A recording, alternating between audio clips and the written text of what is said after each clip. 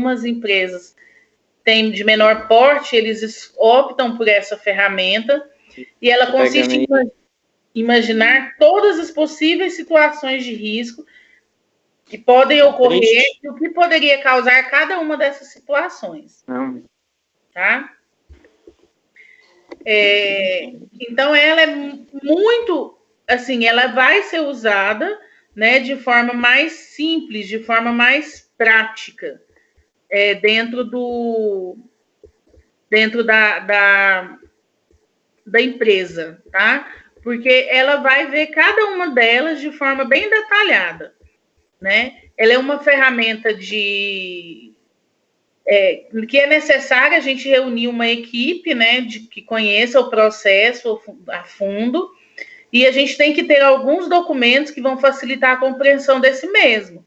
Então, se lá nessa área você tiver documentos, né, do funcionamento, da execução das atividades, né, é necessário que se tenha para poder fazer essa melhor inspeção, tá?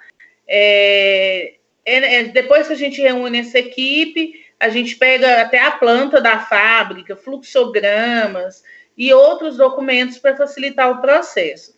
Então, a gente vai fazer reunião com esses colaboradores para levantar o máximo possível de informações, né, que existem na área, e essas informações, em conjunto com a experiência da equipe selecionada, vão ser utilizadas para formular os diversos questionamentos.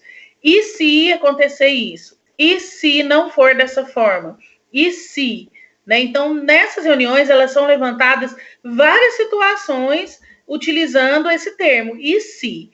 Né? E aí as respostas têm que identificar as causas e a consequência dessas situações.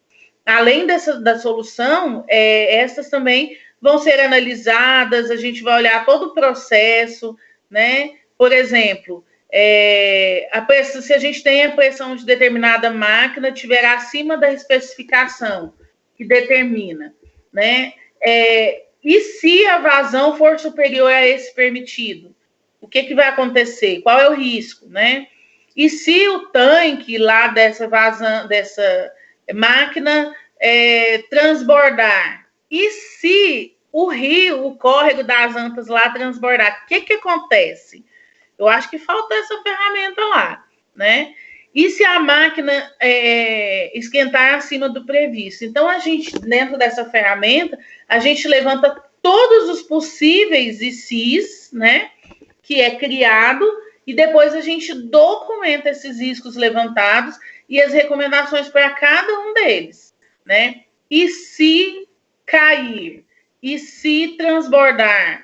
E se esquentar? E se não ligar, né? E se a máquina liga e de repente ela desliga sozinha?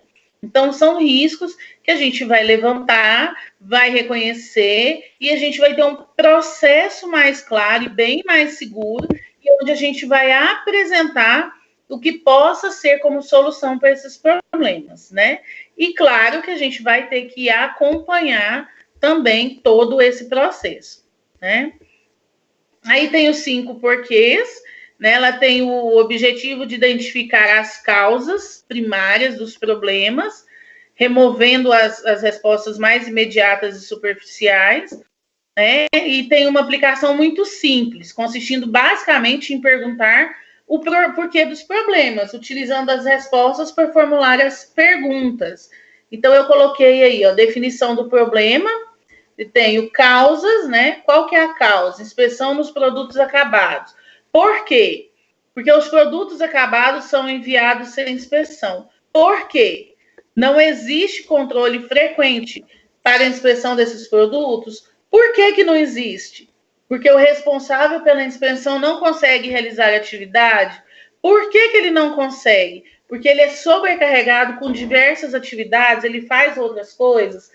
Por que é só ele? Porque só existe uma pessoa responsável por controle de qualidade, né? Então, nos porquês, a gente vai chegar a um resultado que a gente vai ver qual é o risco, né? E por que isso não está acontecendo e o que a gente pode fazer. Então, no final aqui, né? Que aí eu coloquei o aumento do descolamento das sandálias.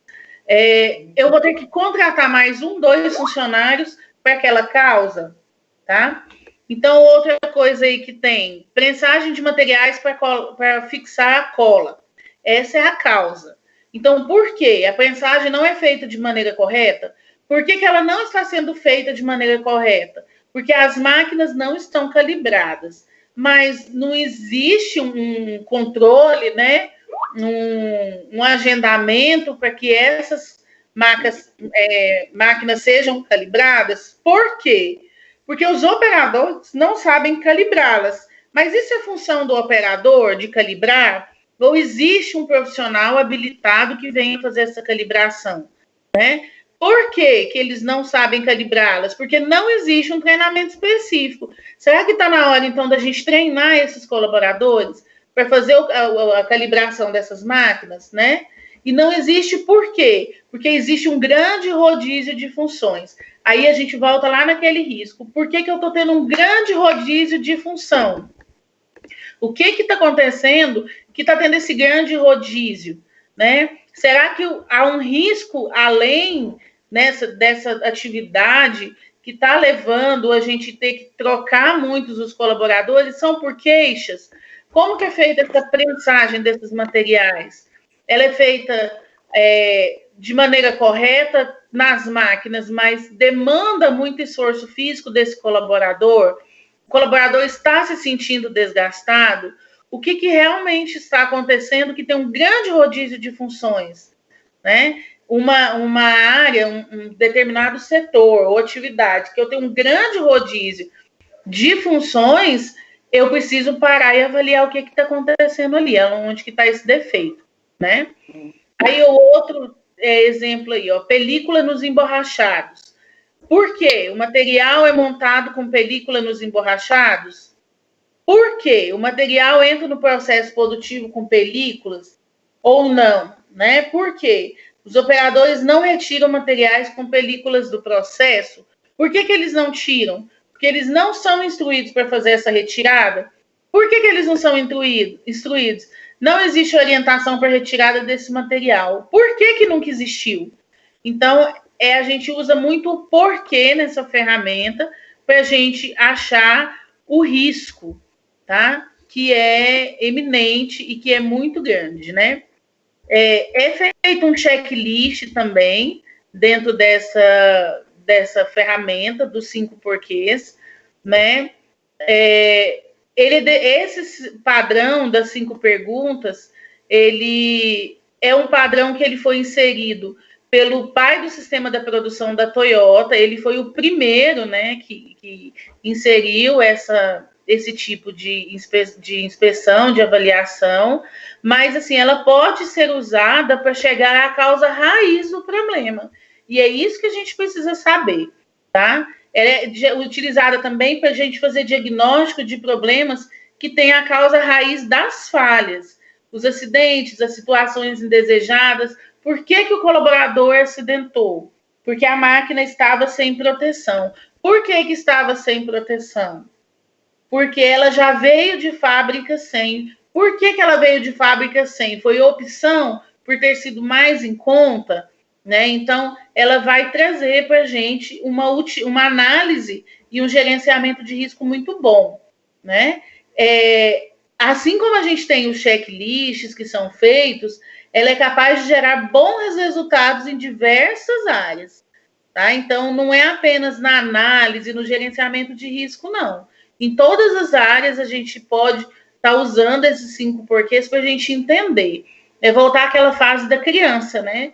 Pai, por que o meu olho é azul, o da mamãe é preto e o seu é verde? Meu filho, mas por quê? Mas por quê? Mas por quê? Porque a criança quer saber a causa raiz. Por que o olho do pai é preto, da mãe é marrom e o dela é verde? Ou é azul? Né? Porque a vovó, mas o vovô tem o olho claro. A vovó e o vovô não tem. E o outro vovô, mas outra vovó não tem. E os bisos também não tem. Resumindo, o filho não é seu, tá? Então, foi Gaia mesmo. Certeza, Hamilton. Tá? Então, a criança também quer saber, né? Então, ela é muito usada, né, para diagnosticar esses problemas, e o passo a passo dela sempre é para identificar problemas e se perguntar por que está acontecendo, tá? É muito comum de ser usada.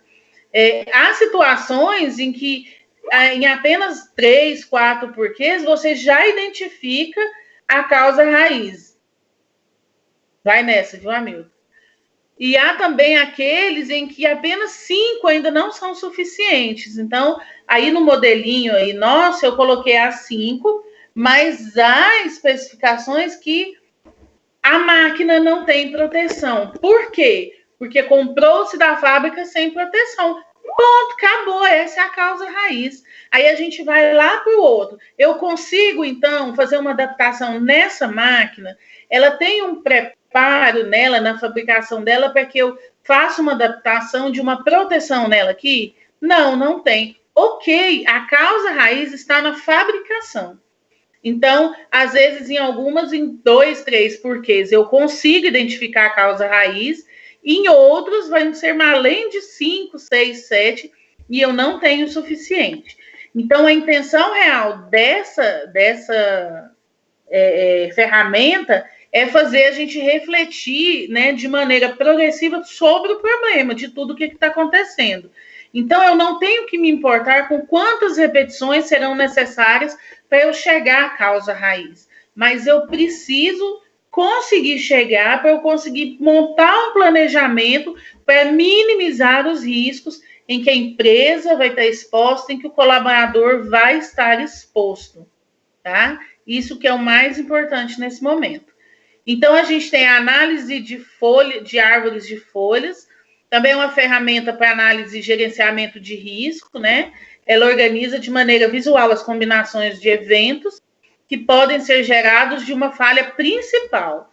Então, é um processo dedutivo que tem por finalidade encontrar causas raízes e suas consequências na geração de falha do processo, tá? De um modo genérico, as etapas para o desenvolvimento da análise de árvores de folha consiste em escolha do processo a ser analisado, a escolha do evento topo, né, qual que é a principal falha desse processo, que vai poder ser encontrado através de uma outra ferramenta. Então, aqui eu posso usar uma outra ferramenta anterior a essa, para eu poder chegar à matriz, tá? A construção da árvore, nessa fase, ela realiza-se uma conexão entre os eventos que contribuem para o evento topo. E isso deve ser realizado até o final de cada um dos ramos, no qual nenhum outro evento está relacionado à causa do mesmo, tá? Então, às vezes, eu vou utilizar uma outra ferramenta primeiro, para depois eu chegar na análise de árvores de folha, né? Então, eu posso usar uma outra ferramenta primeiro para poder chegar. Então, um processo, né, de modo bem genérico, que a gente vai escolher aí esses processos, análise quantitativa, tá?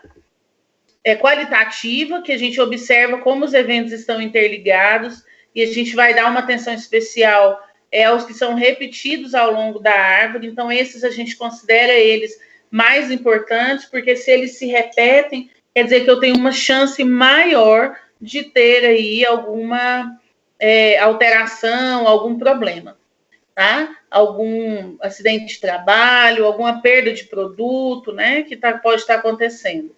Então, eu tenho a análise quantitativa, que eu vou atribuir a probabilidade da ocorrência de cada evento, né? E dentro das conclusões, o que eu deve ser feito a partir dos resultados. Então, dentro dessas conclusões aí, o que eu vou fazer para obter os resultados? Então, a árvore de folhas aí, a análise de árvore de folhas, ela vai trazer para mim esse resultado aí do que eu tenho que fazer, tá? Existem algumas outras que eu não coloquei aí, mas que algumas empresas, elas usam, né, que às vezes aqui vocês também conhecem, que é a 5W, né, que usa lá as palavrinhas what, o que será feito, qual que é o objetivo e a meta, tem why, por que será feito, né, qual que é o o motivo e o benefício disso ser feito. Tem o U, que quem fará, quem será o responsável pela equipe. Tem o IN, qual será, quando que ele vai ser feito, né? 5W2H. O IR, onde será feito. O ROL, como será feito. E o ROL MUD, quanto custará. Então, essa também é muito usada em algumas empresas. E a gente primeiro define sempre os objetivos dela, né? A data de início e final, e o custo estimado que vai ter lá no final, no final de todas essas, do custo dessa ferramenta, né? Então, é uma ferramenta também muito usada, às vezes até a mais usada. Ela é utilizada em qualquer empresa, né? Que quer organizar, registrar de forma mais organizada e planejada as ações, porque nela eu determino quem são os responsáveis, tá? Principalmente para plano de ação, ela é simples, objetiva, clara, fácil. Então, se o problema que eu preciso resolver é de eletricidade, o responsável é o eletricista. Então, eu já sei a quem eu vou determinar essa função, tá? Se o problema é na mecânica, é o mecânico que se torna responsável. Se o problema é na segurança do trabalho, é o técnico de segurança que vai resolver. Em forma de treinamento, em orientação, em DSQ, né? Então, tem isso daí. E outra também que é o diagrama de Pareto, que eu também não coloquei aí, mas algumas pessoas, algumas empresas gostam de usar, né? Porque primeiro porque ela é uma ferramenta da qualidade, né? Ela foi utilizada por um italiano, ele, o Vilfredo Pareto, ele que foi o inventor desse tipo de ferramenta, né? E ele usava muitos diagramas, né? Para poder selecionar os fatores, os itens, né? Então, tem um gráfico de colunas que a gente coloca em ordem os problemas, as suas frequências, né? Do maior para o menor e quais são as prioridades. E aí a gente determina aquilo que é mais urgente para iniciar a resolução. Então, ele é constituído em uma fonte dos dados, das pesquisas, e ele também é usado o princípio do Pareto, que é a regra de 80/20. O que significa essa regra? Que 80% dos problemas são ocasionados por 20% das causas. Então, são poucas causas que originam a maioria dos problemas. Então, no gráfico, ele vai trazer para mim a prioridade desses riscos, que são mais importantes, para que eu consiga resolver e trazer soluções para essas causas, tá? Então, ele é feito a partir daí.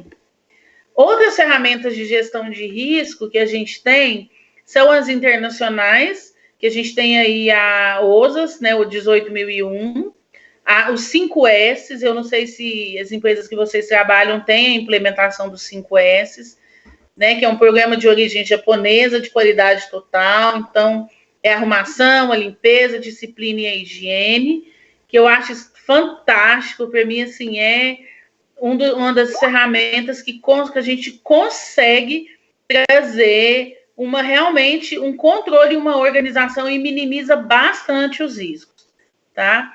Então, eu tenho aí o Seiton, que é a arrumação, o Seizo, que é a limpeza, o Shitsuki, que é a disciplina, e o Seiketsu, que é a higiene. E hoje, a gente tem o Seiri, que é a utilização, né? Que está logo aí em cima.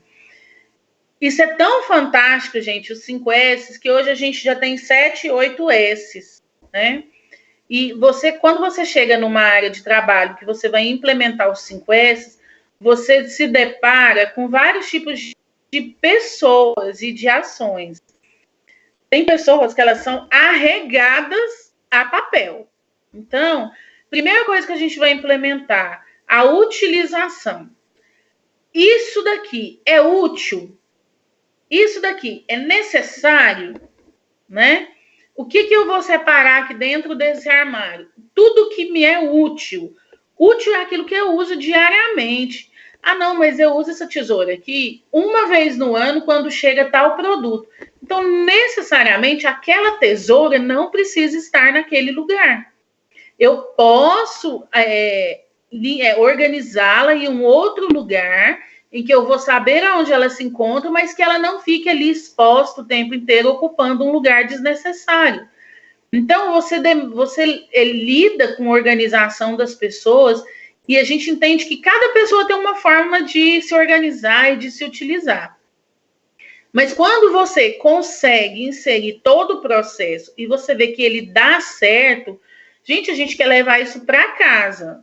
Aqui na minha casa, se eu falar, Luciana, você pode abrir meu guarda-roupa na terceira gaveta, embaixo de uma blusa branca, tem R$100. É seu, Luciana, pode vir buscar. Se ela chegar aqui e ela for no lugar que eu falei, ela vai achar R$100, porque ele está lá, né? E isso é uma forma de organização dos 5S. E para quem tem criança, o momento de você inserir os 5S é com 3, 4 aninhos, que você já começa a mostrar para a criança, isso é útil? Esse brinquedo é útil para você? Você sempre brinca com esses mesmos brinquedos? Por que você tem 10 bonecas e brinca com 2? As 8 não são úteis?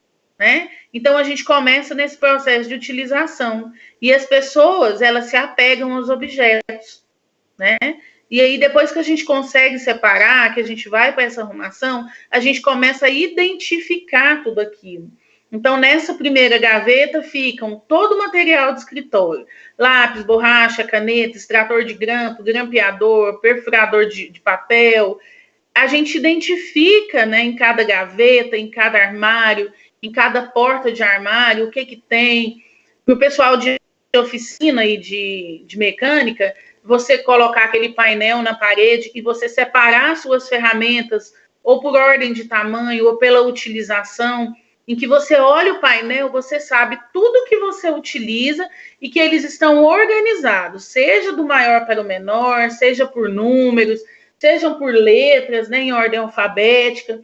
E aí, depois que você fez esse processo, você vai para a limpeza. Aí é a hora que a gente pega o pessoal. E aí é a hora que a gente vai jogar fora, né? A gente vai jogar fora tudo aquilo que não é utilizado. Não, mas de vez em quando aqui eu uso esse pano. Esse pano é usado de quanto em quanto tempo? É necessário mesmo ter esse pano aqui? Ou não? Ele só está ocupando mais um lugar na gaveta, tá? Então, é nessa hora que a gente começa a tirar aquilo que não é necessário. E a gente sempre tem um funcionário que fica assim, mas e se um dia eu for precisar? O que vai acontecer? Né? Aí a gente tem a disciplina, que é o manter isso organizado, manter isso em ordem, né? Manter aquilo ali de forma organizacional, que qualquer pessoa que chegar naquele ambiente, que você mandar para aquele lugar, ela consiga também chegar e fazer, chegar e se adaptar, né? E depois é a higiene, que são os cuidados ali de limpeza, de organização, tá? De manter-se também nessa disciplina, nessa arrumação, e a gente chega aí nessas 5 fases de uma forma bem interessante que o programa 5S traz, e ele diminui os riscos de acidente, né, os riscos de perda de material. Então, ele também faz parte do programa que você já pode inserir. E aí a gente tem as ferramentas regulamentadas, que são a CIPA, a Comissão Interna de Prevenção de Acidentes, né, o PPRA, que agora vai ser só pela norma riscos ambientais, o PCMAT, que é o Programa de Condições e Meio Ambiente no Trabalho, na Indústria da Construção Civil, o PCMSO, que é o Programa de Controle Médico de Saúde Ocupacional. A gente tem também agora inserindo, né, de forma mais legal, o Programa de Gerenciamento de Risco, as análises ergonômicas do trabalho. Mudou-se esse nome, né? Até um tempo atrás as pessoas falavam laudos ergonômicos, e agora a gente não precisa só de um resultado, a gente precisa do processo. Então, na análise ergonômica, a gente mostra todo o processo para a gente ter o laudo final, mas eu preciso ter toda a análise daquele processo. Hoje, a fiscalização, ela quer que você mostre por que você tem aquele laudo.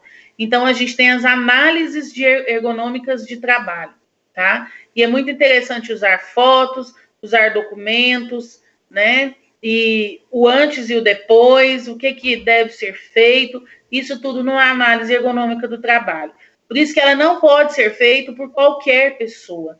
Eu preciso que seja uma pessoa especialista em análises ergonômicas, tá? Porque eu pegar um laudo ergonômico e fazer Ctrl+C, Ctrl+V, porque não mudei o pessoal, não mudei a área, é muito simples. Mas eu mostrar por que eu cheguei àquele resultado do laudo é algo bem mais aprofundado. Então, tem que ser realmente uma pessoa que tenha conhecimento de causa, uma pessoa que tenha conhecimento de anatomia, uma pessoa que tenha conhecimento de ergonomia do trabalho, primeiramente dito, né? Então, tem que ser uma pessoa que tenha bagagem para fazer uma análise ergonômica, tá? A gente encontra aí no mercado análises ergonômicas aí de 200, 300 reais, da mesma forma que a gente encontra um PPRA, um PCMSO por 400, 500 reais, né? Então, tem que ter outra ferramenta que a gente tem, é o diálogo diário de segurança, aquela reunião ou diária, ou, né, a cada 2 dias, 3 dias, ou semanal, em que a gente faz as orientações de segurança. É importante que eu tenha, dentro desse diálogo diário de segurança, você convide outras áreas, outros colaboradores para fazer o diálogo, né? É uma forma de você pôr esse colaborador também para participar. Pega o colaborador que está fazendo parte da sua equipe do programa de gerenciamento e coloque para fazer um diálogo diário, para ele falar sobre o programa, qual que é a função, o que ele está fazendo, por que é importante, tá? Então, você envolver outras áreas, não sobrecarregar só o SESMIT, só a engenharia de segurança. Determine dentro da sua empresa um diálogo diário, semanal com a saúde, para poder falar de saúde, né? Ainda mais nesse momento que a gente está aí do Covid, leva um técnico de enfermagem do trabalho, leva um enfermeiro do trabalho, ou médico de preferência, para dar uma acalmada no pessoal dentro da produção. Porque as pessoas são muito envoltas em redes sociais, envoltas em televisão, e vão acumulando todo um processo de informações e elas ficam confusas realmente. Então, a gente vê muitos erros grotescos, né? Uma das coisas que no hospital eles têm pedido para a gente é não assistir televisão. A gente estudar só o que o Ministério da Saúde está liberando. Por quê? Porque existe aí realmente as fake news, existe aí as histórias inventadas, igual ontem num grupo que eu não sei se alguém de vocês está nesse grupo do Amador, que chama AGTST, esse grupo dele é muito bom. E ontem eu sou administradora da página, assim que sair alguém lá, eu vou inserindo quem quiser entrar. Aí eu vou só ler aqui para vocês o que ele mandou ontem, que eu falei, Amador, isso é um absurdo. Olha o que ele mandou. Atenção, algumas pessoas em muitas regiões do interior do Brasil está havendo uma intoxicação séria, pois estão misturando cloro com quina para fazer a cloroquina. Na falta de cloro, muitos usam a água sanitária. Os pacientes têm tido inflamação nos pulmões e asfixia por conta do uso do cloro, além de queimaduras na boca, garganta e esôfago. O chá de quina é muito bom para os pulmões, fígado e intestino, mas não deve ser misturado com nenhum produto químico. Quando eu li isso daqui, eu achei isso surreal.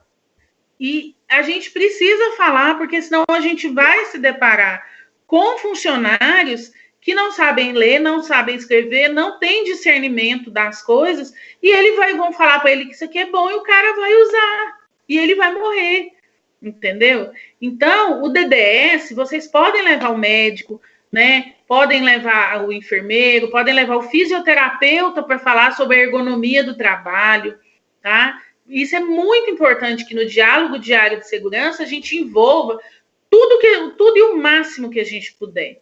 Quem mais a gente puder aproximar do colaborador, melhor, tá? Jovair, não vai fazer isso não, pelo amor de Jeová, tá? As OS, né, que são as ordens de serviço, também são ferramentas regulamentadas, que a gente pode inserir no programa de gerenciamento de risco, tá? A gente vai inserir as ordens de serviço. Professora, já é uma boa ideia para ganhar uma grana nesse tempo de coronavírus aí, ó. Que na minha região tem muita quina. Tem? Tem, ué. Você arruma o cloro, mas mistura e não dá nada não, professora. Bora curar o povo. Né? Eu vou lá na sua empresa fazer um DDS. Sobre isso. Não, tá louco? O coronavírus não morre, não. Pode morrer outra coisa. Não morre, não, né? As ordens de serviço também, elas devem ser uma ferramenta regulamentada que devem existir. Eu me deparei com uma pergunta de uma técnica de enfermagem do trabalho semana passada, que ela está trabalhando numa empresa prestadora de serviço dentro da Neoquímica. E ela falou para mim assim, Mayra, me ajuda. Como é que existe alguma norma, alguma regra em que para o colaborador que vai fazer trabalho em altura, que ele passe pelo ambulatório e para a gente aferir sinais vitais? Aí eu falei para ela assim, gata, não existe uma regulamentação para isso. O que existe é o bom senso. Então, o meu colaborador que vai subir em trabalho em altura, ele já tem a ordem de serviço? Tem. Ele tem treinamento? Tem. Ele está apto pelo ASO? Tá. Mas aí ele vem para o ambulatório e ele chega lá para mim com uma pressão 15/10. Vocês, engenheiros, vão deixar esse cara subir? A glicemia dele está de 175. Vocês vão deixar ele subir? Esse cara tem uma chance alta de ter um AVC nas alturas. E aí ela falou assim, quando eu falei sobre isso, o meu engenheiro falou para mim assim, isso é uma lei? Isso é uma regulamentação? Porque se não for, não serve. Eu acho que a gente tem que ter cuidado e bom senso em questão de saúde. Eu falei para ela, eu vou montar para você uma regrinha de acordo com a Associação Internacional de Cardiologia, com os parâmetros de pressão por idade, né? De 18 a 30, de 31 a 45, de 46 até 50, 55, 60 anos. Eu vou montar para você, eu vou te mandar e você faz a orientação. Um colaborador com uma pressão 15/10, mas que ele faça uso de medicamento, naquele dia ele já fez o uso? Não. Então, peça para que ele tome o seu comprimido, meia hora depois, afere a pressão dele, começou a dar uma baixada, você libera ele para o trabalho. Se ele tomou café e veio fazer a glicemia com você, e essa glicemia dele está até 230, tá ok, ele acabou de se alimentar, ele comeu pão, ele tomou leite, né? Comeu uma rosca. Então, ele está num processo que o estômago dele começa a fazer a digestão. Então, a glicemia dele vai subir. Ok, até 230 ele pode subir? Pode, porque ele está alimentado. Agora, se ele veio para você e você falou, tomou café, seu José? Não, minha filha, eu não quis tomar café, não. E você afere a glicemia dele e ela está 180, esse cara não sobe. Porque às vezes ele está sendo diabético e nem ele sabe. E ele vai subir, ele vai ter um mal-estar, ele pode ter uma visão turva e cair lá de cima. Né? Então ela falou para mim, eu estou tendo dificuldade, porque eu tenho alguns colaboradores que têm alteração muito abrupta da pressão, de, por exemplo, um rapaz de 20 e poucos anos ia ferir pressão e a pressão está 22/19. E o engenheiro chegar lá e falar para ela, né, ele vai subir porque ele tem que trabalhar, ué, ele veio para isso. Quem vai assumir o risco desse cara passar mal, ter um infarto lá em cima e cair? Eu falei para ela, ok, faça como se deve. Faz um relatório falando quanto que está a pressão, que ele está subindo, autorizado pela Engenharia de Segurança do Trabalho, põe o engenheiro para assinar, põe o colaborador para assinar e você assina. Porque se acontecer alguma coisa, o engenheiro assume o risco. entende? Então, eu tenho ordem de serviço, mas eu tenho que andar com essa ordem de serviço também, dependendo da atividade, com ambulatório, porque é questão de saúde. Quando a gente sobe em lugares muito altos, né? Eu não sei a altura lá, nem sei qual que é a construção que está sendo feita, mas dependendo da altura, a pessoa vai ter até alteração até de oxigenação. Então, a gente precisa ter esse cuidado, tá? Não é que o ambulatório vai negar esse processo, mas a gente precisa de uma avaliação melhor. Porque às vezes no exame que o cara fez em janeiro estava tudo ok, mas agora em abril já não está mais. O nosso corpo ele muda constantemente, né? Então tem que ter esse acompanhamento. Então, outra ferramenta aí muito utilizada é a permissão para o trabalho, né? Para trabalho em altura, tá vendo que a OS é uma ferramenta e a gente tem a permissão para o trabalho. E foi sobre essa permissão que eu falei para ela. Eu falei, você se cubra, se respalde, porque se alguém tiver um mal súbito, um mal-estar aí, você está respaldada, sabendo que tinham sinais vitais alteradíssimos, mas que foi exigido pelo coordenador, pelo supervisor, por quem quer que seja, que ele executasse a atividade. E ele não tinha condições de saúde naquele momento. É claro que isso pode passar. Em meia hora, 40 minutos, ele vai para o trabalho, tá? E a análise preliminar de risco é uma ferramenta regulamentada e a inspeção de segurança também é uma ferramenta regulamentada. Essas são as mais conhecidas e que a gente tem muito nesse processo, né? Antes de iniciar qualquer atividade, a gente tem que visitar o local da execução desse trabalho, é uma coisa que eu orientei para ela e acho válido vocês cobrarem do técnico de enfermagem do setor, da área que vocês trabalham. Vai ter um trabalho em altura? Vamos você lá com a gente para você fazer a sua avaliação clínica de saúde, né? Então, avalie esse local, faz uma inspeção antes de qualquer atividade, né? Se tem algum formulário para a execução desse trabalho, uma autorização, preencha. Descreva todo sempre esse processo de maneira mais simples, para que seja de fácil compreensão e fácil entendimento. E quando a pessoa que vai executar a atividade, peça que ela assine, que os supervisores assinem, se respaldem, né? E durante as atividades que estiver acontecendo lá, se possível, sempre isolar o local de trabalho, isso já é de praxe, né? Sinalizar o local das atividades, né, com placas e cartazes. Então, assim, a gente tem que ter todo o cuidado, até para que quem esteja de fora veja que aquele lugar está sendo feita uma atividade ali. Seria interessante que antes das atividades explique a atividade que vai ser feita, né? Faça ali um pequeno DDS, colocando todos os envolvidos e falando para eles, olha, essa atividade a ser executada hoje é isso, isso e isso, né? E para você liberar essa pessoa para subir. Dúvidas?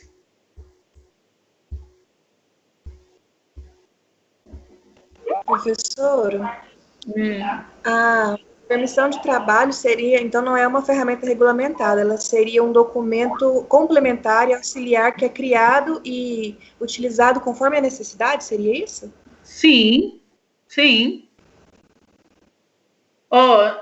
Algumas, na Camargo Correia, eu trabalhei na Camargo Correia, e lá eu fiz uma permissão de trabalho, porque lá eles entravam em espaço confinado, né? E eu fiz uma permissão de trabalho do ambulatório. Então, quando vinha a ordem de serviço para a atividade que ia ser feita, o engenheiro levava essa ordem para eu dar uma olhada, para eu ver qual que era a atividade. E aí, eu já tinha um modelo dessa permissão de trabalho, e aí, dentro da atividade, eu já tinha noção dos riscos que seria exposto, e aí eu falava para ele, esses colaboradores devem chegar aqui no ambulatório de jejum, para que eu faça o teste da glicemia, porque o mais importante desse teste da glicemia é você fazer ele em jejum, porque depois que comer, ela altera, de todo jeito. Então, eu fazia, ele deve vir amanhã em jejum, passa no ambulatório, aí eu vou aferir sinais vitais, pulso, respiração, o oxímetro para ver o nível de oxigênio, né, que ele tem, que está naquele momento, a glicemia e pressão arterial. Eu avaliava esses sinais e liberava ele para o café. Então, eu sabia que naquele dia eu também chegaria até um pouco mais cedo. Aí liberava, tá tudo ok? Aí eu emitia essa permissão para o trabalho. Era como se fosse uma carteirinha pequena que tinha lá, autorizo o colaborador fulano de tal para execução da atividade de ordem de serviço número tal. E assinava com o meu nome, com o meu carimbo, e ele assinava também. E aí eu falava para ele, quando você chegar lá no campo, você vai entregar para o técnico de segurança, ele vai assinar e ele vai anexar ela junto ao OS, junto na análise preliminar de risco, do documento que ele tivesse lá, para que o colaborador pudesse subir. E eu dava orientação para ele no ambulatório. Olha, qualquer mal-estar, qualquer alteração que você sentir, você vai comunicar ao técnico de segurança e ele vai me acionar via rádio e eu vou até o local em que você estiver, né? E aí eu vou fazer uma nova avaliação. E nessa permissão de trabalho, né, quando tinha essas atividades que a gente considerava de um risco mais alto, que eles faziam essa avaliação, a gente descobriu funcionário que era cardiopata, que não sabia, porque o cara veio para trabalhar em obra, veio lá do Picos, no Piauí. Então, lá ele não tinha um acompanhamento de saúde, ele começou a entender que era médico aqui com a gente, que era enfermagem aqui com a gente, né? Ele veio para pegar no rochado, para pegar no pesado. Chegava aqui, o cara tem uma obstrução da aorta, tem que fazer uma cirurgia, uma revascularização da aorta, e a gente falava, esse cara não podia nem ter sido admitido, né? Porque eles vinham de fora, fretava ônibus lá e trazia 50 de uma vez. Não fazia um processo seletivo. Chegava lá na rádio da cidade e falava assim, a Camargo Correia está contratando 200 pessoas para trabalhar na obra da Ferrovia Norte-Sul em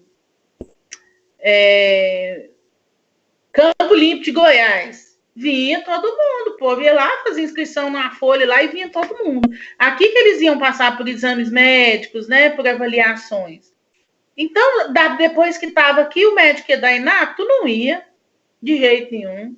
Então, foi uma permissão que hoje ela é aceita na maioria das empresas, né, que eu trabalhei, existiam essas permissões. Dentro da própria Neoquímica, dependendo da atividade que fosse fazer, se tivesse algum trabalho de risco, o técnico de segurança comunicava a gente, né, até uma semana antes para a gente se organizar, e a gente chamando os colaboradores e irem fazendo as avaliações de saúde, né? Então, algumas empresas já existe essa permissão para trabalho. Só que as empresas pequenas, que são geralmente prestadores de serviço, elas querem prestar o serviço dentro daquele prazo do contrato. Então, só que elas esquecem que as pessoas são pessoas e que hoje elas estão bem, amanhã elas não estão. Então, aí, nesse momento, o que essa técnica me questionou foi assim, ela falou, Mayra, tá muito difícil, porque às vezes é um colaborador igual esse, que chegou com a pressão muito alta, que o supervisor falou para mim assim, mas ele tem que subir, ele veio e foi para isso. Eu falei, faça um relatório e coloque ele para assinar. Porque se esse cara passar mal lá em cima, às vezes o cara já estava infartando com a pressão dessa, né? Porque nesse momento, você aí, na sua sala sentado, você está infartando e não está sabendo. Às vezes você sentiu só uma pontadinha aí no peito, e, nossa, uma dorzinha é gases, né? Não, você está infartando e não está nem sabendo o que está acontecendo. Porque o infarto, ele acontece também dessa forma, tá? Então, essa permissão para o trabalho, ela é uma ferramenta regulamentada, mas que você vai adequar ela de acordo com a necessidade do seu trabalho. É interessante que seja feito, tá? Se nunca foi feito, é interessante que seja feito, sim. Ok? Dúvida? Professor, só complementando aí, a maioria das empresas, para você prestar o serviço até para terceirizado, é obrigatório, esqueci a sigla aí, gente, a PT, isso, não, PT, ordem de serviço já sai direto da gestão da manutenção, mas a para você fazer serviço em altura, espaço confinado, você não realiza se não tiver PT, não tem essa. Agora, essa de ver a glicemia, eu já vi medir a pressão somente do funcionário, agora medir a glicemia, eu confesso que eu nunca vi, entendeu? Nas empresas que eu já atuei já. Mas é obrigatório, na maioria das empresas que eu conheço, é obrigatório exatamente, para serviço, principalmente em altura e espaço confinado. A gente tem inserido, eu sempre inseri a glicemia, eu vou te explicar por quê. E assim, todos os meus alunos de enfermagem do trabalho, eu já falo para eles, insiram a glicemia como um sinal vital. Por quê? Porque uma pessoa, quando ela está... Laiane, eu tenho um modelo, eu posso mandar para vocês. Eu vou procurar aqui nos meus documentos aqui e mando para vocês. Por que eu insiro a glicemia? Porque uma pessoa, quando ela está com uma glicemia muito alta, a partir de uma determinada altura, de 3 metros de altura, ela pode começar a ter vertigem e confusão mental, tá? Porque quanto mais alta ela subir, mais a glicemia dela altera, né? Por causa o nível a glicemia, imagina que a glicemia é uma bolinha que o oxigênio tem que carregar ela. Então, o oxigênio é o carro e a glicemia é um homenzinho que tem que entrar dentro do carro e ser levado ela em toda parte do corpo, principalmente para o cérebro, para manter esse cara acordado. Se ele tem muitos homenzinhos dentro do corpo, que é a glicemia alterada, para mais, né? Tem excesso de homenzinho, conforme ele sobe a altura, diminui a carga de oxigênio dele. Então, falta carrinho. E aí, sobrecarrega essa glicemia nos membros, nas extremidades, mãos e pés. Fica pesado demais. Então, toda e qualquer atividade que ele fizer vai diminuir essa carga de glicemia dele no sangue, no cérebro. E aí ele começa a ter confusão mental. E se ele tiver uma confusão mental numa altura que seja muito alta, ele pode ter um mal súbito, ter um AVC, ter um infarto, ou ele pode até pular lá de cima, porque ele está confuso, né? Ele está alterado, a mente dele está alterada. Então, depois de um acidente que a gente teve em 2004, lá na Unilever, que um cara pulou de 16 metros de altura, se eu não me engano, ele teve essa alteração e ele surtou e pulou e morreu. E aí, depois disso, a própria Unilever começou a exigir que a gente inserisse a glicemia.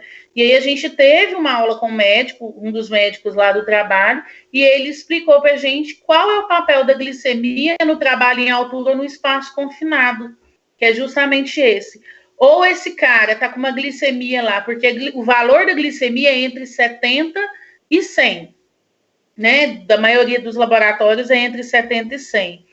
E se ele tiver com essa glicemia de 60, de 55, 56, ele vai subir, ele não está tendo o homenzinho numa quantidade normal, ele está tendo muito caminhãozinho, que é o oxigênio está circulando no cérebro dele sem levar a glicemia, então não vai manter ele acordado, ele vai ter um desmaio, e desse desmaio ele sofreu um acidente de trabalho, ou no espaço confinado ou no trabalho em altura. Tanto que, como exemplo, para quem trabalha com espaço confinado, você pede para ferir a glicemia dele antes dele entrar no espaço, e depois de 2 horas que ele estiver lá embaixo, ele volta e afere a glicemia dele. Ela faz um pico de hipoglicemia. Se ele tiver com a glicemia de 90, por exemplo, normal, ótimo, quando ele sobe, ele está com 64, 65, por causa da diminuição do nível de oxigênio ele começa a descer todo esse açúcar do sangue para as extremidades. Então, ele incha mais os pés, ele incha mais as mãos, né? Ele sente muita sede, e são espaços que, às vezes, ele não vai ter um acesso a um filtro, a uma água, né? Nem desce com a água. Então, a gente tem que ter cuidado, porque a glicemia, ela interfere bastante na execução da atividade. E o principal órgão que ela vai interferir são pulmões e o sistema nervoso central. Então, para a hiperglicemia, ele pode ter uma alteração, né, no sistema nervoso central, ficar bastante confuso. A hipoglicemia, se ela estiver abaixo de 55, de 60, ele já começa a ter uma alteração também de confusão mental. Então, ele pode ficar agressivo, e nessa agressividade ele agredir um colega que não está nem entendendo o que está acontecendo. Ele pode ter surtos de grito, surtos para querer tirar a roupa, porque ele fica tão agitado que ele quer tirar tudo que se incomoda. Então, a primeira coisa que ele vai tirar é o cinto, é o capacete, né? Então, a glicemia, ela interfere bastante na execução da atividade, né? O problema é que as pessoas não têm essas orientações. Então, essa permissão de trabalho, a gente colocar isso daí mais em prática, você evita grandes transtornos futuramente, né? Tem colaborador que ele é contratado para fazer um trabalho em altura, mas até uma determinada altura. Dependendo da altura que ele subir, ele entra em pânico, ele entra em desespero, mas pela necessidade ele vai. E aí, por esse pânico, esse medo, né, que ele vai apresentar, ele altera todo o seu sistema, e aí ele pode ter um mal súbito lá em cima, sim, ou lá no espaço confinado. Isso aí não vai trazer grandes problemas para a empresa, tá? Eu tenho na verdade, eu fiz até para essa aluna, falei para ela, eu vou fazer para você uma forma que você vai ter os padrões normais e para você autorizar a subida ou não. O mais importante é que isso seja avaliado por um profissional de saúde, tá? Para ele saber essas alterações e te falar. Há colaboradores que chegam com a glicemia muito alterada, mas ele faz uso de insulina, ele toma, 20 minutos depois ela começa a cair, a gente já libera ele para o trabalho, sem problema nenhum, porque isso não vai dar problema. O que a gente tem que acompanhar é se ele sabe dessas alterações e ele está em tratamento. Colaborador que é hipertenso, mas ele está em tratamento regular, tomando medicação diariamente, não tem por que ele não trabalhar. Ele pode trabalhar sim, mesmo que a pressão dele esteja alta, tá? Se ele já está medicado, isso não impede que ele trabalhe. Só que tem pessoas que estão tendo alteração de pressão e ela não sabe. E eu não posso dizer mais que pressão alta é problema de 45 anos de idade, porque hoje tem pessoas com 18, 16, 20, 25 anos que têm pressão alta, né? Então, a gente tem que ter todos esses cuidados. Essa permissão de trabalho que vem do ambulatório é mais porque eu acompanho a saúde desse colaborador para ver se ele está sendo acompanhado ou não. Porque, às vezes, no dia do ASO dele, a pressão dele estava ok, mas, posteriormente, ele teve aí um pico hipertensivo e não regulou mais. Então, a gente tem que ter esse cuidado com ele, tá?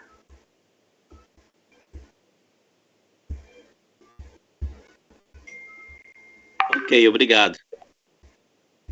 Dúvidas?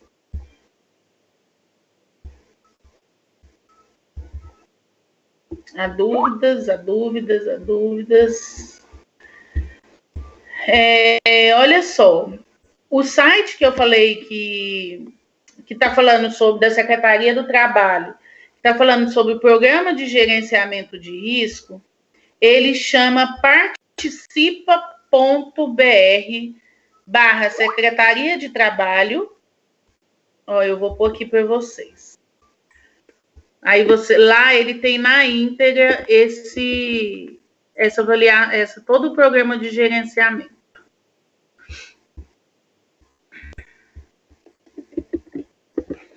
É esse daí, ó, que ele está falando.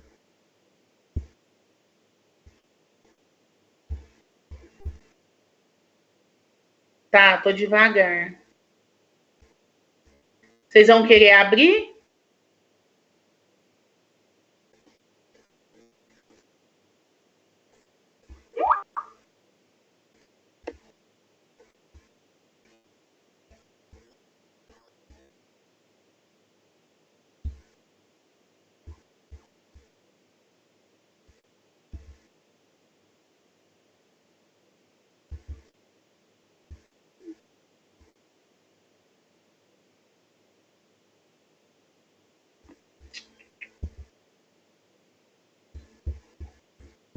Ó, o documento tá aí também, já estou mandando para vocês.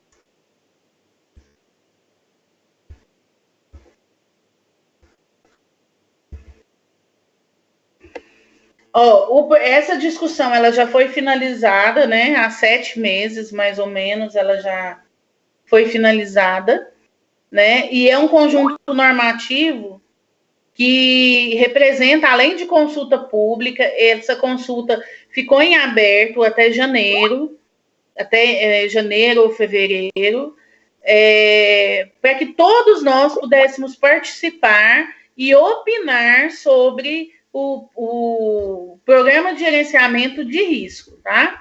Então, ela tá em consulta na NR 7917, e a proposta de criação é que criasse uma norma, por isso que aí no meu está escrito assim, ó, NR 38, porque, a princípio, a proposta era que fosse criada uma norma de programa de gerenciamento de risco, que vai dispor a respeito dos requisitos gerais para as ações de prevenção e gerenciamento de risco no ambiente de trabalho.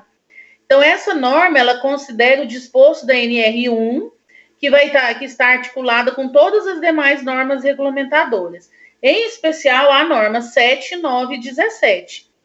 Então, a gente ressalta que na 9 serão acrescidos anexos. E a gente acredita que depois dessa discussão, que agora ela está em aprovação, né, do governo, ela possa entrar como um anexo na NR9, né, que vai estabelecer os critérios para adoção de medidas de prevenção quanto aos agentes específicos. Esses critérios, eles são desenvolvidos durante a etapa de consulta pública. Então, existiu, eu não sei se vocês ficaram sabendo, o modelo hoje empregado no anexo 1 sobre vibrações.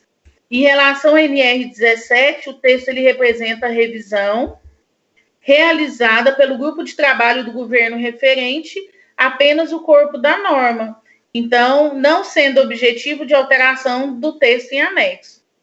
Mas eles vão ser submetidos a consultas públicas e serão revistos após essa etapa durante os discursos tripartites. E é aí onde está agora o programa de gerenciamento de risco. Ele está nessa discussão tripartite. Mas aí eles já fizeram o programa que a gente deve seguir, né? Então, qual que é o objetivo do programa? Estabelecer diretrizes e requisitos para as ações de prevenção em saúde e segurança no trabalho, né? Esse é o principal objetivo, que a gente estabeleça regras, diretrizes, para que a gente cuide preventivamente. A nossa principal função dentro da empresa é prevenção, tá? Então, para isso vai existir essa norma. O campo de aplicação dela é para fins de prevenção e gerenciamento de risco, então, não cabendo essa utilização para fins de caracterização ou atividade, ou operações insalubres ou perigosas. Então, ela vai ser usada em tudo, né? Independente de ser operação insalubre, de ser perigosa, ela vai ser usada, tá? Em todas as áreas.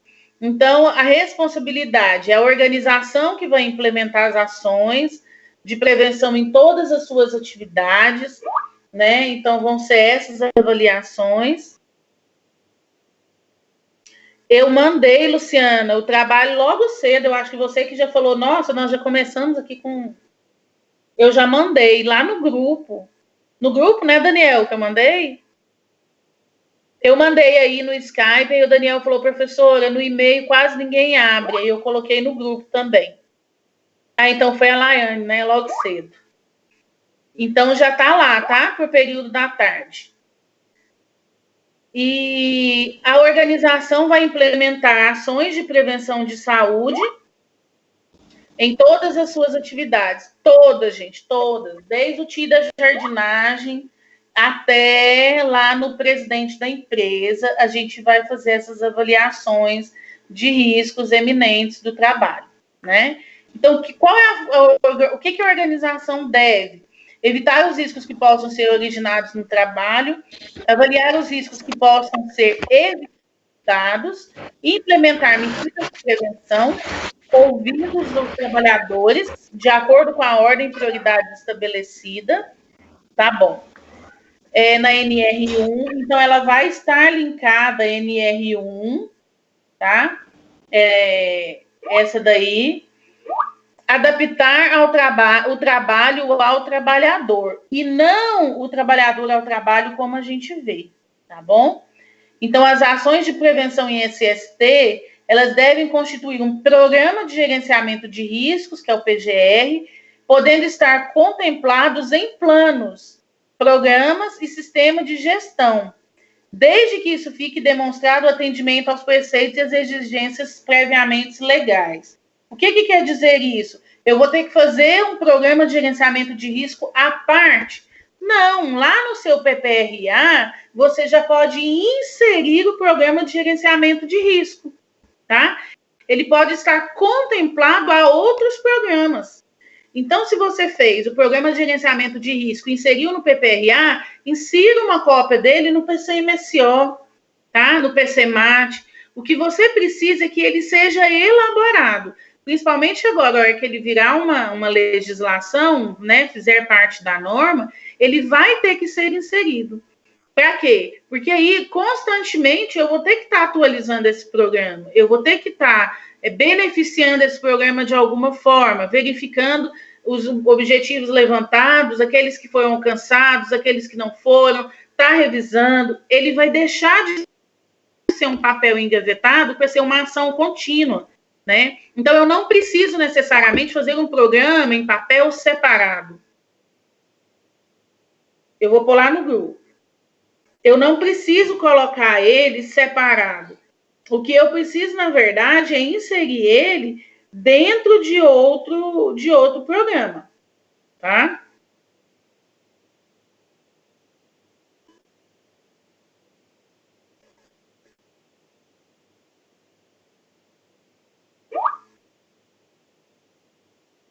Meu e-mail já tá lá no grupo, tá?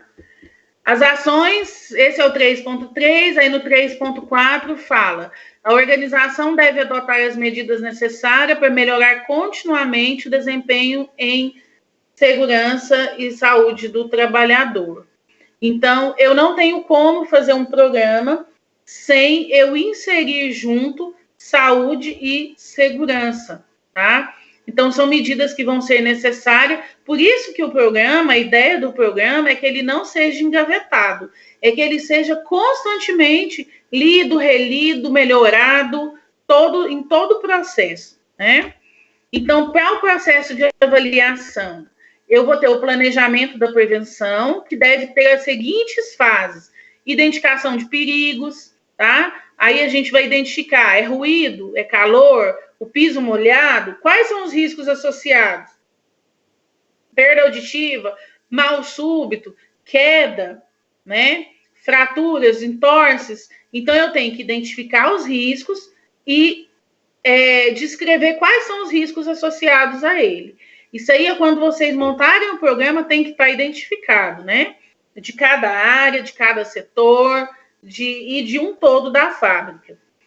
A avaliação dos riscos. Esse risco, ele é um risco pequeno, ele é médio, ou ele é grande de cada setor, ou é da unidade, ou é da atividade. Então, para a atividade eu faço uma avaliação de risco, para a unidade eu faço uma avaliação de risco, e de cada setor eu tenho uma avaliação de risco, tá? Então, no 4.1.1, eu faço a identificação de perigos e riscos associados, que eu vou ter que incluir, né, a identificação das fontes ou circunstâncias, descrição dos riscos gerados pelos perigos. Então, eu vou ter que descrever, né, se nesse risco aqui, o que vai acontecer, o que pode acontecer, qual que é o perigo para isso daqui acontecer. indicação de trabalhadores e outras pessoas sujeitas aos riscos. Então, o operador de linha 2, ele está sujeito a esse risco de uma forma mais próxima do risco, né? Então, o que eu vou fazer para que esse colaborador não se machuque, para que ele não tenha um atestado, ou para que ele não tenha um acidente de trabalho? Então, eu tenho que indicar os trabalhadores que estão expostos a esse risco e a gravidade desse risco também, né? A descrição de risco deve indicar o evento e a exposição com potencial de causar danos.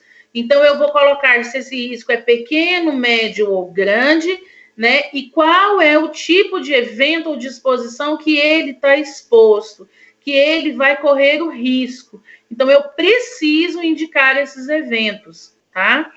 Não sendo possível indicar os eventos com potencial de causar danos, a descrição do risco deve indicar as consequências possíveis.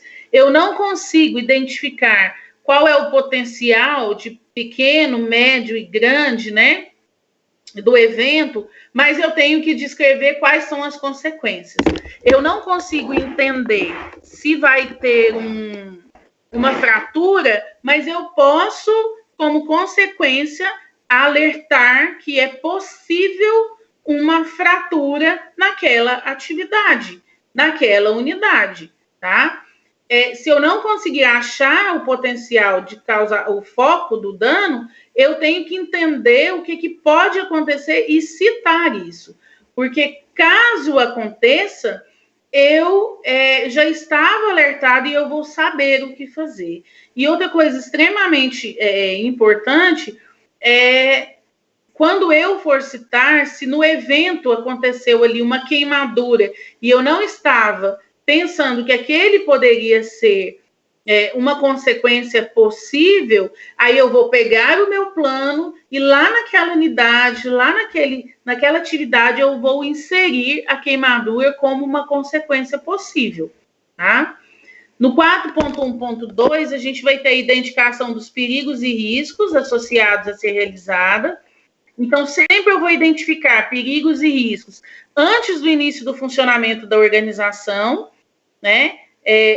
Para as atividades existentes. Então, eu não posso negligenciar nenhuma atividade, seja ela qual for. Seja o cara que fica lá andando, o jovem aprendiz, que só anda de setor em setor levando documento e buscando documento. É uma atividade existente? Sim. É o que ele vai fazer? Sim. Então, ela tem risco. E quais são esses riscos, né? Qual é o potencial de causar algum dano nesse jovem aprendiz? A gente tem que inserir os jovens aprendizes e as atividades que eles fazem também no plano de gerenciamento, tá? Nas mudanças e introdução de novo processo, às vezes vai mudar o layout, né? Vai tirar um pouco de colaborador, a atividade do trabalho ela vai ser mais mecânica. Eu vou alterar isso também no plano de gerenciamento, porque se eu diminuir a quantidade de colaborador exposto, porque o meu processo é mais maquinário agora, então eu reduzi o risco de acidentes de trabalho, mas eu não reduzi, eu aumentei, na verdade, o risco de perda de material, porque aí a gente tem que ficar atento que é uma máquina fazendo o processo, e não o homem. Então, houve alguma mudança, introdução de novo processo, troca de maquinário, eu troquei, antes quem embalava era o homem, agora eu comprei uma máquina que ela já embala e monta o pallet para mim. Então, eu preciso inserir isso no plano de gerenciamento, essa observação de troca, de inserção ou de retirada, né? Por ocasião da execução da atividade não rotineira e não programada, exceto quando as precauções necessárias e suficientes tenham sido adotadas. Aqui a gente insere, vou dar um exemplo bem simples, a empresa terceirizada que vem limpar a fossa da sua empresa lá. Ela é uma atividade que ela não é rotineira e ela não é programada. De repente, as empresas não se programam, espera começar o mau cheiro, o vazamento, e aí aciona alguém para poder fazer, né? Então, aí fala, exceto quando essas precauções são necessárias. Esse cara vem fazer, a gente tem que saber qual que é o risco que ele está exposto na execução dessa atividade dele, porque, afinal das contas, ele está dentro da sua empresa prestando um serviço, né? Então, eu tenho que saber qual é o risco daquela atividade, para que, numa eventualidade, eu saiba o que eu preciso recorrer e o que eu preciso fazer, tá?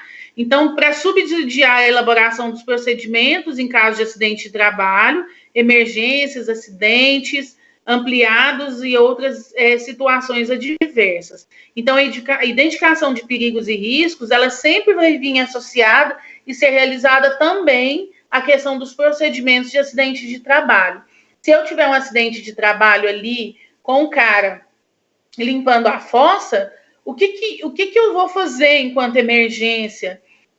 Eu deixo ele ficar lá dentro, sentindo dor, até que o bombeiro ou o SAMU chegue, ou a minha brigada de emergência vai entrar em ação e ela vai prestar os primeiros atendimentos até que um socorro especializado chegue, né? Quem vai fazer esse atendimento? Vai gerar gasto para mim enquanto a isso, né? Será que a partir daquele acidente eu vou ter que revisar o meu plano de gerenciamento naquela atividade para eu saber se aquilo vai ser ampliado ou não, se da próxima vez a empresa que eu contratar tenha que trazer para mim equipamento de proteção, ou eu vou ofertar esse equipamento de proteção.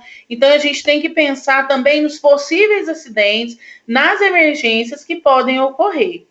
Dentro disso daí, lá na Hering, no segundo piso da Hering, eles fizeram tudo no metal. Todo o piso é no metal, a escada, tudo no metal. E a gente teve uma funcionária jovem que teve uma crise convulsiva. E na hora que ela teve a crise, ela estava em pé, com os braços, com algumas peças de roupa, e ela caiu e bateu a cabeça nesse metal, no chão, né? E fez um estrondo que o pessoal do piso de baixo saiu correndo para a porta de emergência, achando que o piso ia cair.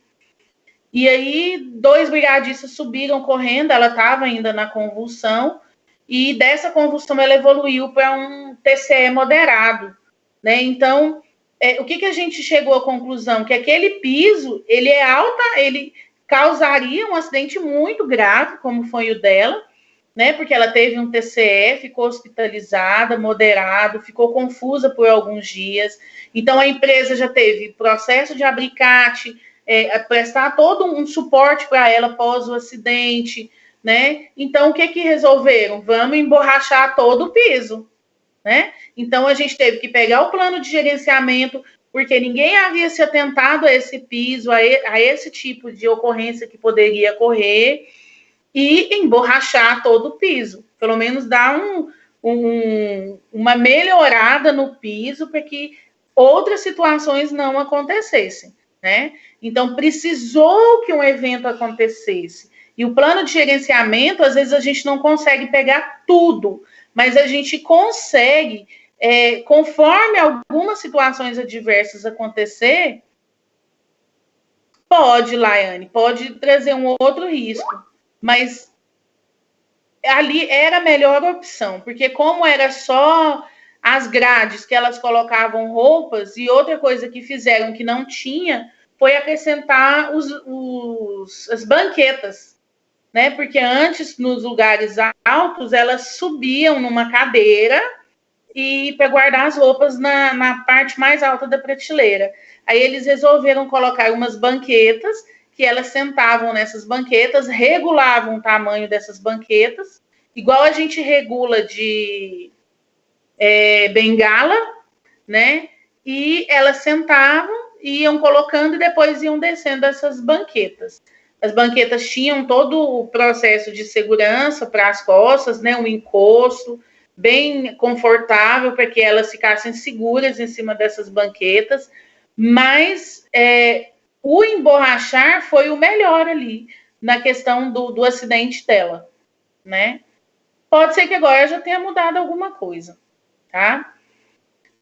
O 4.1.3, a identificação dos periscos e riscos associados, vai abordar a fonte do risco externo ao local do trabalho que possam afetar a saúde e a segurança do trabalhador, né? Então, sempre vai estar relacionado a isso. Aí, no 4.2, tem a avaliação desses riscos, e a organização deve avaliar os riscos relativos à atividade em seu estabelecimento, de forma a manter informações suficientes para a adoção de medidas de prevenção, né? Então, a gente tem aí a avaliação dos riscos, do que deve considerar e do que se pode considerar. A gente deve considerar as exigências legais aplicáveis à situação, né? Para atividade ou um posto, tem a PR, deve considerar a mesma. Então, quais são as exigências legais aplicáveis a essa situação, né? As avaliações de risco e análises de incidentes, acidentes ou doenças relacionadas ao trabalho na organização. Então, a gente deve considerar essas possibilidades de incidentes, acidentes e doenças relacionadas ao trabalho na organização. Na letra C, os registros da organização sobre implementação e efetividade de ações preventivas, né? Então, quais são as implementações que a gente vai fazer e efetividades nessas ações preventivas? O que a gente vai abordar isso daí? E a percepção dos riscos por parte dos trabalhadores. Então, a gente inclui muito a manifestação da CIPA, quando houver, quando for avaliar esse risco, inclua sempre o cipeiro, inclua sempre o colaborador da área, porque é ele quem vive com risco 8 horas, 9 horas por dia. Então, a gente precisa incluir esse cara, tá? Inclui também a brigada de emergência, né? Porque quando eles fazem os atendimentos, eles também se expõem a algum tipo de risco. Então, inclua um brigadista, né? Então, esses a gente deve considerar. E os que a gente pode considerar, que aqui nessa norma, ela vai abrir um leque muito grande para a gente, que a gente pode considerar no planejamento de risco, é a questão das informações disponíveis em literaturas técnicas e científicas pertinentes. Já existe um estudo técnico, já existe uma pesquisa científica pertinente a esses riscos, a essas atividades, né? O que eu vou considerar? O que eu posso considerar? Eu posso considerar essa literatura? Pode. Agora vocês poderão inserir a literatura técnica e científica pertinente. Lembrando que o Geovair pode trabalhar nessa indústria de ovos, né? Das cocoricós. Aí, essa empresa, ela já tem uma filial. Ele pode fazer a mesma atividade, mas se o lugar for diferente, se a temperatura do ambiente for diferente, né? Se o layout da empresa for diferente, mudam-se os riscos, tá? Então, eu não vou fazer um plano de gerenciamento de risco, por exemplo, para a Hering, que eu tenho a nível de Brasil inteiro, e pegar o do CD e levar para todas as outras empresas, porque os riscos são diferentes. Por isso que ele é feito individualmente em cada empresa. Mas eu posso pegar estudos técnicos e científicos que já foram feitos e tentar encaixá-los de alguma forma, né, tirando os benefícios, tirando aquilo que foi feito, dentro da minha empresa, dentro da minha avaliação. Então, agora vocês podem inserir. Posso considerar avaliações de risco e análise de acidentes, incidentes ou doenças relacionadas ao trabalho em processo de trabalho análogos, internos ou externos à organização. Então, agora a gente pode inserir também esse tipo de risco, né? Às vezes o cara vai viajar, faz um trabalho fora, precisa fazer alguma coisa em outra unidade, a gente pode considerar o risco a que ele está exposto em incidentes e acidentes, né? Acontecia muito aqui, porque lá no Sul eles abriram um CD também, só que os riscos eram diferentes, totalmente diferentes, mesmo executando basicamente as mesmas atividades.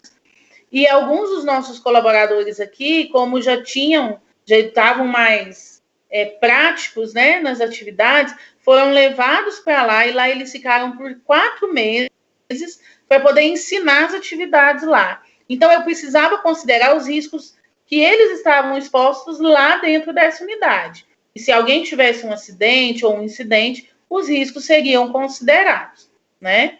Outra coisa que eu posso considerar são os dados previdenciários e de saúde pública relativos à saúde dos trabalhadores na organização e no seu ramo de atividade econômica. Volta lá em literatura técnica e científica pertinente.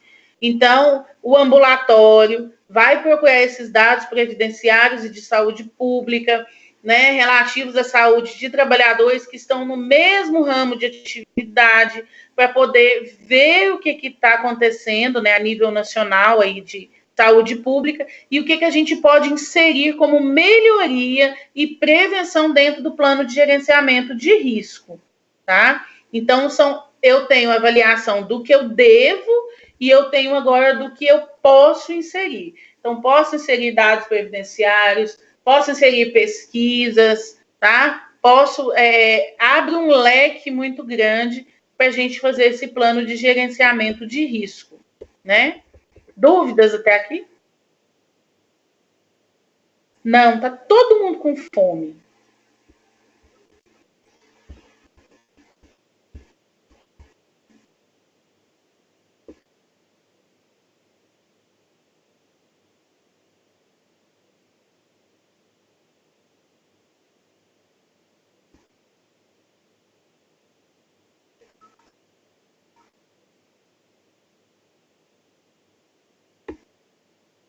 Deixa a Laiane digitar. Tem, Laiane, é muita informação, né? É um programa novo, já passou a fase da gente inserir aí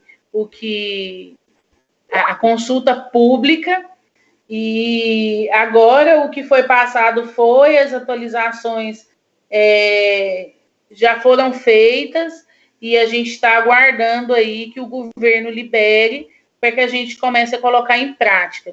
Mas, assim, o programa está aí, né? É uma coisa já instituída pelo governo, que estava aguardando mesmo que está aguardando só autorização. Ele já foi aprovado em janeiro, e agora a gente precisa só que ele seja inserido como anexo em alguma NR, ou que ele venha virar uma NR realmente. Mais uma norma regulamentadora aí para a gente trabalhar, tá?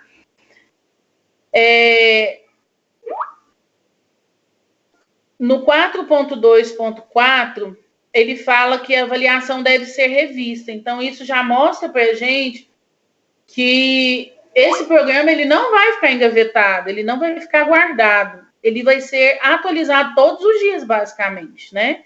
Surgiu uma intercorrência, corro para o plano de gerenciamento.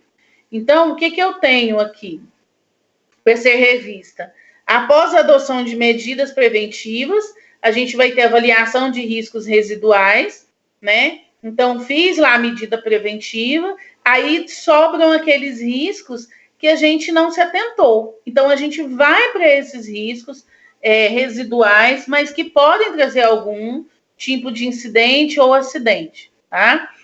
Então, após as inovações e modificações nas tecnologias, ambientes, processos, condições, procedimento e organização do trabalho, a gente vai sentar, pegar esse plano e rever novamente. Mudei layout, né? A iluminação foi melhorada, o processo agora mudou o processo de execução das atividades, as condições foram melhoradas, caíram-se os riscos, faça essa alteração no meu plano, tá? Os procedimentos que antes eram feitos, antes eu tinha, lá na linha de produção, um ajudante e um operador. A empresa resolveu melhorar e contratou mais 3 ajudantes. Então, são 4 ajudantes e um operador.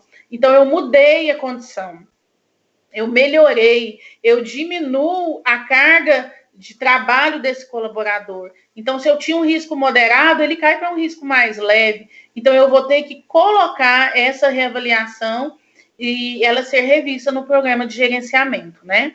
Então, quando identificada qualquer inadequação ou insuficiência nas medidas preventivas, a gente vai reunir toda a equipe novamente, sentar em reunião e fazer as adequações, tá? Às vezes a gente fez uma medida preventiva e ela não foi positiva porque ela trouxe outra consequência, porque isso pode acontecer, a gente vai ter que revisar isso daí. A gente vai ter que melhorar essas medidas preventivas ou retirar aquela e inserir uma nova, porque às vezes as medidas preventivas que a gente coloca, a princípio elas são positivas, mas durante as execuções ela pode trazer um novo problema, né? Ela pode trazer uma nova resposta que a gente não esperava. Então, o programa de gerenciamento de risco, ele nunca vai ficar parado, né? Porque os colaboradores identificaram uma inadequação, uma medida que a priori ela era positiva, mas que agora ela já não é mais. Esse colaborador, ele vai trazer para a gente aí essas respostas e a gente vai ter que adequar no plano de gerenciamento, né? Então, a avaliação dos riscos, ela deve considerar os fatores que afetem a probabilidade e a severidade dos danos que podem ocorrer, levando em conta a efetividade das medidas de prevenção já existentes. Se eu tenho já em foco uma medida de prevenção evidente, essa avaliação sempre eu vou considerar fatores que afetam a probabilidade de acontecer, pequena, média ou grande, e qual é a severidade desses danos, né? Ele é um dano baixo, moderado ou grave? Então, qual que é a probabilidade e a severidade? Às vezes eu tenho uma probabilidade pequena, mas a severidade é alta. Quando isso acontecer, vai ser muito alto, né? Às vezes eu tenho uma probabilidade muito alta, mas a severidade dos danos que acontecem, elas são pequenas, elas são baixas. E aí eu vou levar em consideração essas efetividades que vão acontecer, tá? Então, a gente tem que estar atento a isso, né? No 4.2.6, a gente vai falar de avaliação dos riscos. Pode ser realizada com abordagem qualitativa, semi-quantitativa, quantitativa ou a combinação dessas, né? De qualitativa com quantitativa.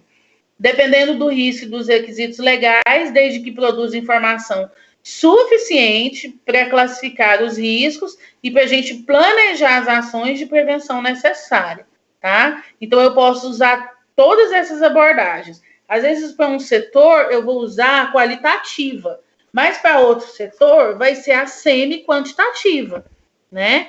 Então, a gente vai ter que ficar atento aí, ou a quantitativa, porque eu não posso generalizar o meu programa todo em qualitativa ou todo em quantitativa. Cada setor eu tenho um risco, e dentro desses riscos e dos requisitos legais, aí eu vou ter informações suficientes para a gente fazer o método de prevenção, tá? No 4.2.7, a gente tem que para cada risco deve ser indicado o nível do risco, tá? Baixo, médio, alto é o nível desse risco, né? E aí a gente vai ter, o nível de risco deve ser determinado pela combinação da severidade dos danos causados e das probabilidades, ou da sua chance de ocorrência. Então, eu vou entrar aí na questão de esse dano, qual é a severidade dele e qual que é a probabilidade de acontecer ou as chances dessa ocorrência, né? Então, eu vou utilizar matrizes de risco ou outros procedimentos equivalentes que fica a critério do empregador. Por isso que o plano, ele vai trazer para a gente a necessidade da gente estar inserindo gerência, inserindo presidência de empresa, porque algumas coisas a gente vai ter que avaliar juntamente com essas pessoas, né? Então, eles vão inserir para a gente qual é a matriz de risco que eu vou usar, né? É pela probabilidade ou chance de ocorrência, ou qual é a severidade dos danos, porque às vezes a gente pensa que num determinado setor eu quase não vou ter acidente, porque entra 1 ou 2 funcionários ali, outro ali 95% é maquinário, eu não tenho chance. Mas pode acontecer dessa chance ser pequena, probabilidade pequena, mas se eu tiver um dano muito sério, uma severidade muito séria, pode ser até a morte de um colaborador, tá? Então, a gente vai avaliar isso daí, né? 4.2.7.1.1, a gente tem a gradação da severidade dos danos, que vai levar em conta a magnitude de consequência, o número de pessoas afetadas, podendo ser expressas por descritor qualitativo e valor numérico. No setor X, eu tenho 25 pessoas. Então, se eu tiver um acidente aqui, qual é a gradação da severidade desse acidente? Quais são as consequências? Essas consequências serão só físicas, ou serão físicas e psíquicas, ou essa será simplesmente consequência de danos materiais? Quantas pessoas ali das 25 daquele setor serão diretamente afetadas? Quantas serão indiretamente afetadas, né? Então, a gente tem que fazer essas avaliações por setor e inserir isso no plano de gerenciamento. E se tiver uma consequência, qual é o método de prevenção que eu vou usar? Tá? Depois de ocorrido, qual é o tratamento que vai se usar? Eu vou ter que remanejar pessoas do local, eu vou ter que isolar aquele local por tempo indeterminado e fazer um remanejamento de pessoas entre outros setores. Essas pessoas vão para esses outros setores, elas precisarão ser treinadas ou a atividade é a mesma? O risco que elas vão estar em outros setores é diferente? Elas precisam de um treinamento, precisam de orientação? Quem vai fazer? Quando será feito? E como será feito, tá? Então, a gente tem que estar atento a isso daí nesse plano. Na possibilidade de mais de um dano para o mesmo evento de risco, a gradação da severidade deve ser feita para cada risco gerado. Eu tenho um dano lá de uma explosão, né? De uma determinada máquina lá que explodiu. Para essa explosão, eu vou graduar, né, essa severidade, né, e para a pessoa, o colaborador que estava próximo, ou que estava dentro do setor, mas não próximo naquele momento, eu também vou graduar a severidade desse risco gerado. Se ele estivesse próximo, ele tinha risco iminente de morte, ou não. Se ele era uma máquina que ele foi lá, só ligou a máquina e volta para um computador. Ele está a uma distância lá de 5 metros, né? Ele tem riscos severos só de lesões. Então, quais são os riscos que ele está exposto? Tá? Então, eu vou avaliar o evento e eu vou avaliar também todas as outras formas de severidades que eu vejo naquele ambiente, né? A gradação da probabilidade do dano pode ser expressa igualmente por descritor qualitativo ou valor numérico. Essa probabilidade você pode pôr de 0 a 10 ou de pequeno, médio, grande, tá?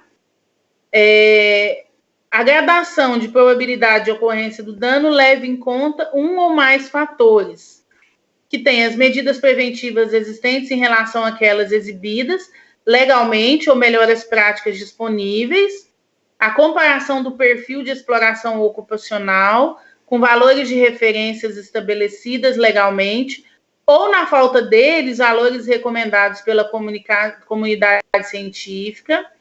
Eu vou ter acidente ou doenças relacionadas ao trabalho ocorrido na organização em situação de trabalho similares e as exigências das atividades de trabalho e a capacidade e competência dos trabalhadores envolvidos. Então, isso também eu vou ter que levar em conta, né?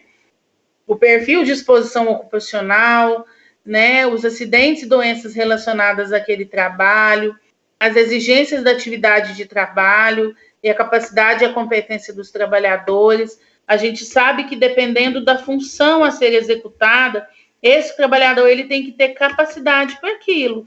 Eu não posso contratar um João da Silva para mexer com a área de eletricidade se ele não é um eletricista. Eu não posso contratar uma pessoa que não entende nada de mecânica para ser um mecânico, né? Então, a gente precisa ver todas essas avaliações para ver o risco que ele vai estar exposto, tá? Dúvidas até aqui? Os riscos do 4.2.8. Os riscos estimados, eles devem ser classificados em termos de sua importância para fins de adoção de medidas preventivas. Então, vocês veem que em todo tempo o plano de gerenciamento está falando dos riscos, dos riscos, dos riscos. É bem extenso, mas, assim, é bem interessante, né, esse tipo de plano de gerenciamento, porque ele abre muito a mente da gente para vários riscos que a gente nem ficava atento que existia, e agora eles passam a existir até na mente da gente, tá? Então, os dados das avaliações dos riscos, eles devem ser consolidados em documento denominado inventário de risco, né? Então, você vai fazer lá o inventário de risco, e aí já está falando para você o que ele vai ter no mínimo de informações. Caracterização sucinta dos processos e ambientes do trabalho, caracterização das funções e atividades, critérios adotados para avaliação dos riscos e tomada de decisão, dados disponíveis relativos a monitoramentos de exposição e agentes ambientais de acidente e danos à saúde relacionados ao trabalho, descrição dos riscos com identificação dos trabalhadores expostos, fatores determinantes dos riscos e das medidas de controle existente, e uma avaliação dos riscos, incluindo sua estimativa e classificação em termos da importância para fins preventivos. Então, o seu inventário, ele vai ter que constar, no mínimo, todas estas informações, né? Como que se realiza o processo e como que é o ambiente de trabalho, né? Como que são feitas, como que é a execução, a caracterização dessas funções, quais são os métodos adotados para avaliar o risco, né, nas tomadas de decisões, né? Eu tenho que ter dados disponíveis do monitoramento de exposição ao agente químico. Então, esse negócio vai estar junto com o PPRA, porque as medições ficam lá no PPRA, né? Eu tenho que ter também dados disponíveis de acidentes e dano à saúde. Então, entra um ambulatório aqui, ele vai ter que trazer para você essas atividades, né? O controle que ele está fazendo sobre esses danos relacionados à saúde. Então, às vezes, isso começa sempre com as queixas.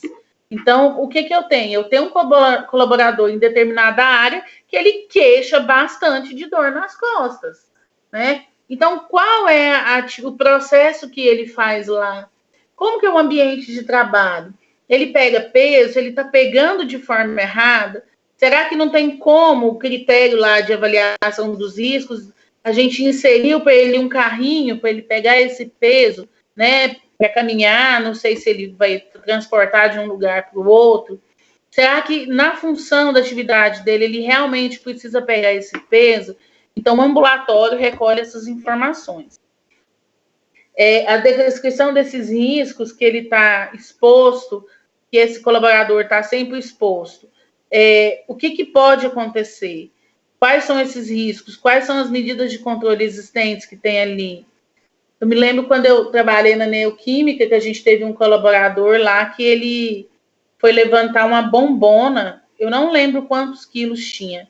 Eu sei que ele escorregou e caiu e ele ficou paraplégico, porque ele teve uma fratura na coluna lombar. Então, assim, era uma área que só ele entrava, aí ele jogava esse xarope nessa máquina, então ele levantava essa bombona, só que esse xarope ele era à base de glicose. Então, imagina, o chão ficava melado, né? E essa escadinha que ele subia, ele escorregou. Então, estava descrito esse risco, que essa escada poderia escorregar ali quando molhava o chão de glicose e ele poderia cair, né? Quem eram os trabalhadores que ficavam expostos em cada turno? E quais são os fatores determinantes daqueles riscos? Existia uma medida de controle existente para que isso não acontecesse? Quando avaliaram o risco, incluir uma estimativa e classificação para fins de prevenção, poxa, essa escadinha ela tem que ser fixa, parafusar no chão. Ela não pode ficar andando de um lado para o outro que ela vai escorregar. E foi justamente isso que aconteceu, né? Então, naquela área deveriam ter avaliado todos esses riscos, né? O inventário de risco ele deve ser mantido atualizado por um período mínimo de 20 anos, a partir do registro correspondente, considerando o disposto em normatização específica.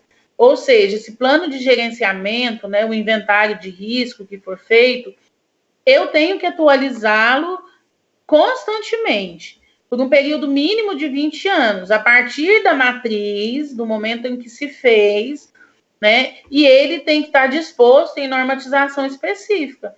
Então, ele vai estar no PPRA, ele pode estar no PCMSO uma cópia, né? Ele vai ter que estar ali para mostrar que existe um inventário de risco e que ele está sendo atualizado, foi atualizado em sérias atualizações como anexos dentro do inventário, para que a gente possa acompanhar e que vocês acompanhem constantemente esse risco.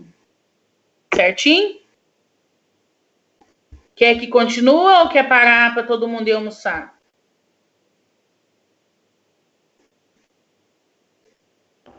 Parar para almoçar e acabar por hoje? Aí eu mandei atividade para vocês me mandam essa atividade até antes de sexta-feira, tá? E aí sexta você tem aula de novo e sábado de novo. Professora, confesso que quando foi pro PGR lá eu me dispersei um pouco. Era coisa demais. Confesso que quando foi pro mostrar o PGR lá no site eu dispersei um pouco. Era coisa demais. É muita coisa mesmo. Aí, se quiserem, a gente para por aqui. Vocês têm atividade para fazer. Meu e-mail já está no grupo, tá? Vocês me mandem essa atividade até sexta-feira, para eu já inserir ela no diário como nota. E aí a gente continua, porque como é muita leitura, é muito cansativo.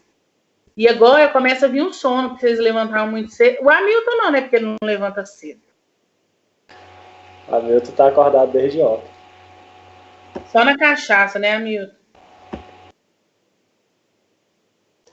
Eu tô firme aqui, rapaz, ó, igual aroeira.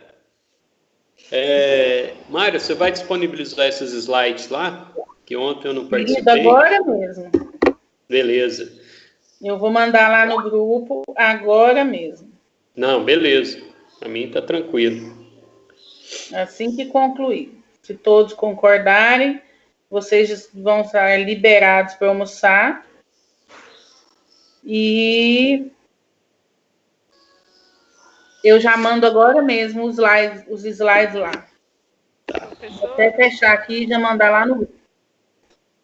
A atividade, então, são 20 perguntas e a gente tem que responder sempre com textos, né? Fala sobre cada um. Sim. Aí, conforme vocês forem me mandando, eu já vou colocando as notas no diário. Já vou lendo e colocando as notas no diário.